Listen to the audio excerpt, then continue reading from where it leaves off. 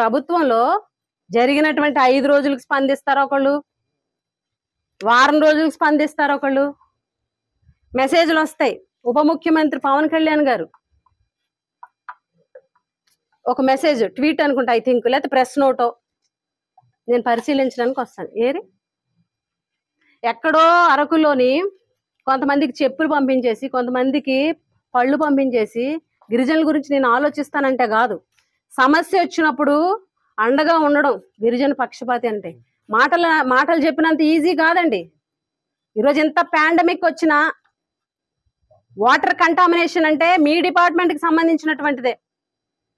ఎంత ఇష్యూ వచ్చినప్పటికీ కూడా స్పందించకపోవడం, ఇక్కడ సందర్శించకపోవడం, ఈ సమస్య గురించి తెలుసుకోకపోవడం దురదృష్టకరం.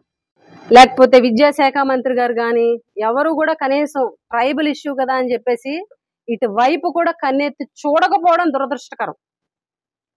ఈరోజు ఏదైతే జగన్మోహన్ రెడ్డి గారు కేజీహెచ్కి రావడం, ప్రభుత్వాన్ని ప్రశ్నించడం, ఏదైతే 5 లక్షలు ప్రకటించారో ఆ 5 లక్షలకు సంబంధించి కూడా పార్టీ పెద్దలు వచ్చి చెక్ను అందిస్తారు ఈ వారం రోజుల్లో.